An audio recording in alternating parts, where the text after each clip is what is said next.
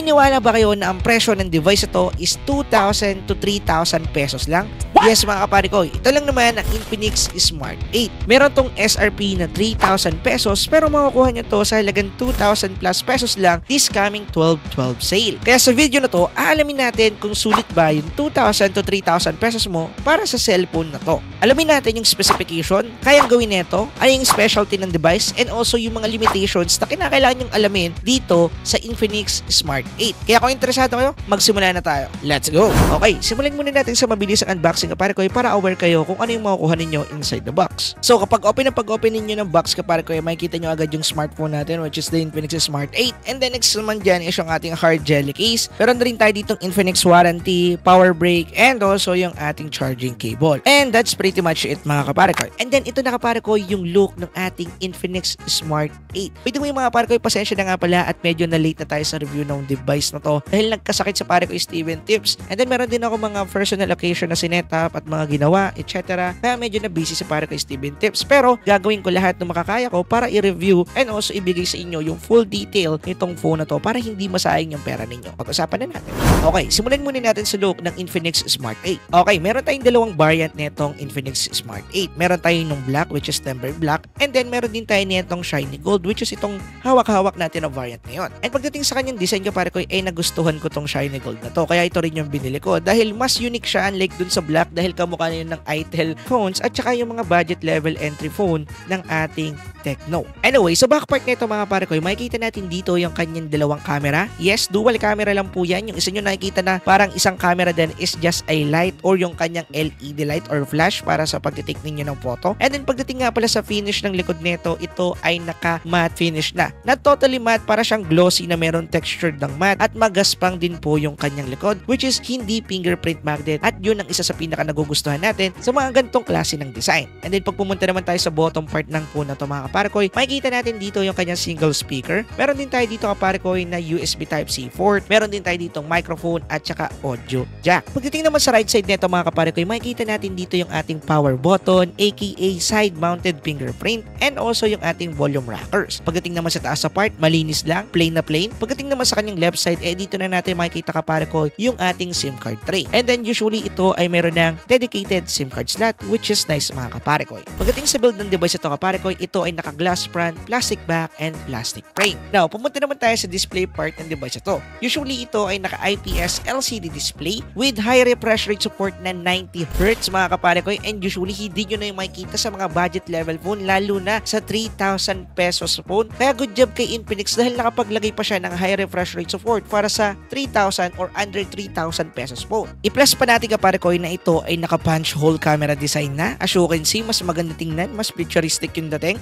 And then about naman dun sa kanyang bezels at saka kanyang chin, talagang medyo makapal to mga kapare ko. Pero okay na rin to dahil nga budget level phone lang naman tong device ito. Kaya hindi na natin kinakailangan pa mag-spec mga kapare ko ng mas maganda pang design or mas maganda pang quality pagdating sa mga budget level phone. And to be honest kapare ko, yung looks niya is parang Povo 5 pagdating sa bezel kasi medyo malaki din at makapal yung bezels doon. Moving on, pagdating naman sa brightness neto ay meron tong 500 nits peak of brightness. So hindi talaga siya masyadong viewable pag nandun ka na sa labas, lalo na pag tirik na tirik yung araw. Kaya hindi ko to mara-recommend sa mga kapare natin dyan na ginagamit yung device nila in outdoor na pangmatagalan or madalas silang ginagamit in outdoor like yung mga angkas rider, mga lalamove rider. Hindi to advisable na gamitin ninyo lalo na kapag tanghaling tapat. Siguro pag gabi, oo, dahil visible na siya doon. Meron na nga rin pala tong size na 6.6 inches at meron tong screen display resolution na 720p mga kapare ko.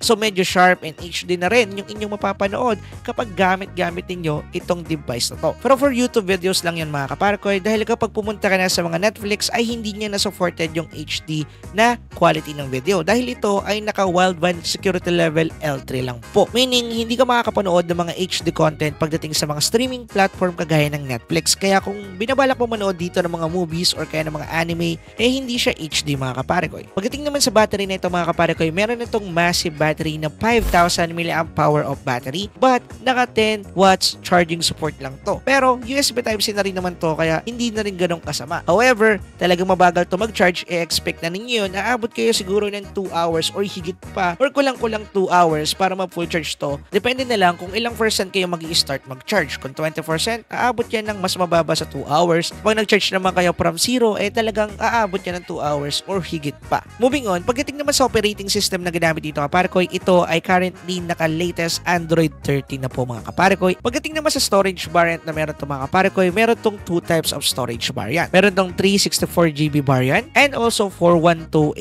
variant mga kaparikoy, na magdadagdag ka lang ng 500 pesos para mabili mo yung 4128 variant ito. However, yung variant na meron tayo currently is 364 lang. Dahil naubusan ako nung nag-pre-selling ng 4128. Not literally na naubusan, pero na-late ako ng pagbili, kaya dito humantong sa lower variant niya. Pero goods pa rin naman yung performance. At yan yung next na pag-uusapan natin. So, yung ginamit na chipset dito kaparikoy is the Unisoc T606. At kung ako yung tatanungin ninyo about dito sa chipset ito, medyo okay naman to pagdating sa budget level phone. So, i-take note natin yung sinabi ko. Okay to pagdating sa budget level phone. Dahil isa-set ko ng expectation ninyo about dito sa performance ng Smart 8. Dahil nag-Antutu benchmark score ako dito at ito yung nakuha natin na Antutu benchmark score. Nakakuha lang naman tayo ng 235,331 Antutu bench score. And to be honest, pretty decent na itong nakuha nating score para sa 3K to 2K pesos phone lang. And syempre, tinesting ko rin yung thermal ng device na to. And usually, maganda naman yung kinalabasan dahil pumasa siya sa ating thermal test. At sa totoo lang, sa mga budget level phone na na-review ko, wala pa ako nakitang pagbagsak sa kanilang thermal, lalo na kung Tiger T606 yung gamit-gamit na chipset. Pero syempre, hindi pa ito yung 100% na details about sa performance ng device ito. Mas maganda pa rin na i-testing natin to para malaman natin in actual and also in experience base. So, unahin na muna natin yung Mobile Legends. So, sa Mobile Legends kaparikoy, surprisingly, supported na neto yung Ultra Graphics. However, hanggang super refresh rate lang siya. Kasi 90Hz lang naman yung support ng device ito. In terms of gaming performance kaparikoy, okay naman. Kayang-kaya niyang i-run kaparikoy ang Mobile Legends. And usually kaparikoy, smooth and decent yung performance niya dito all the way. However, hindi siya ganoon ka-perfect. Meaning, nagkakaroon pa rin tayo dito ng mga FPS drop kapag merong mga times na sobrang dami ng animation or clash na nangyayari sa screen. Ang ibig sabihin, nahihirapan yung chipset natin na i-handle yung mga gantong actions or mga scenario sa isang game. Pero don't worry kasi kung ibababa nyo sa medium or high graphical settings lang kaparikoy yung settings ng graphics neto, for sure ma-handle niya yung smooth gameplay and decent performance ito. Pero yung endpoint neto kaparikoy, playable na playable siya sa MLBB. At para makuha nyo yung smoothness pagdating sa gameplay niya, kinakailangan nyo lang naman i-adjust yung kanyang graphics quality sa medium or high settings, which is kayang-kaya naman yun i-handle ng mga kaparikoy natin. Moving on, pagdating naman sa CODM kaparikoy, ito yung supported settings niya. Meron tayo dito na low graphics and medium frame rate. At pagdating sa kanyang gaming performance, smooth na smooth naman dito yung ating mismong device. So wala ko nakitang kahit anong FPS drop na nangyari dito dahil nga low graphical settings na rin naman to, and then mababa na rin yung FPS niya. So hindi masyadong nape-pressure yung chipset ng device na to para i-handle itong gantong settings. Kaya syempre smooth siya all the way. Usually ganito rin yung nakita ko sa MLBB kahit na naka-ultra graphics. Pero yun nga lang, kapag nag-clash doon, nagkakaroon siya ng FPS drop. Pero dito sa CODM, kahit marami nang nangyayari, hindi siya nagkakaroon ng problema. Hindi nag-FPS drop, wala akong nakikita na kahit pre-spray man lang or kaya pa konti-konti, pasulpot-sulpot, wala. Dahil nga yung kanyang graphical settings and FPS settings is mababa lang. Kaya kayang-kaya yan ng Infinix Smart 8. So kung maglalaro kayo dito ng CODM, wag na kayo mag-expect na magandang graphics quality dahil yan lang talaga yung settings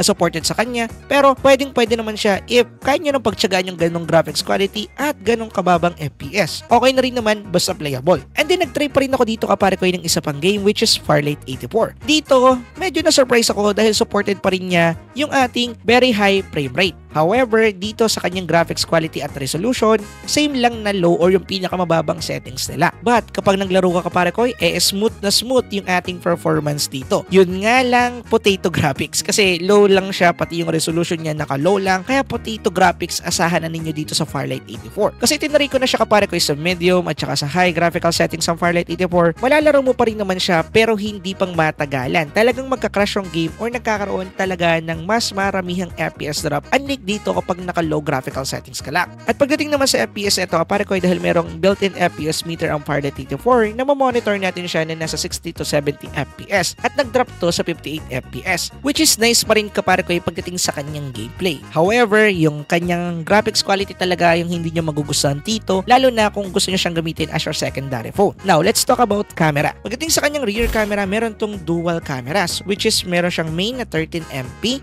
at meron din to kaparikoy na 0 0.08MP na auxiliary lens. Pagdating naman sa video recording capability nito, meron tong 1080p at 30fps capable. And then pagdating naman sa kanyang selfie camera, meron tong single camera na 8MP at kaya din nito mag-shoot ng 1080p at 30fps video resolution. Then pagdating naman sa photo and video quality nito, pwede naman kahit papano mga kaparekoy. By the way, expect nyo na hindi ganun kaganda yung camera lalo na mga budget level phone. Itong Infinix Smart 8 hindi exception. Talagang hindi ganun ka-okay yung camera niya, pero just as I said earlier, okay naman kahit papano. Dahil pagdating sa kanyang mga close-up shot, goods naman, medyo vibrant and also medyo saturated yung kulay ng mga photos. Pero nakukuha lang yun kapag maganda yung lighting or kaya magsushoot ka kapag medyo golden hour na or yung mga pahapon or paumaga na time. And then pagdating sa mga medyo wide angle shots or mga wide shots, hindi na ganun ka-detailed yung makukuha ninyong image quality. Dahil halos wala na yung sharpness ng photo at more on soften na lang siya. Kaya hindi ganun ka-detailed kapare ko yung napoproduce na itong photo quality pagdating sa mga wide shots. Pero pag mga close-up shots naman, okay naman kahit papano.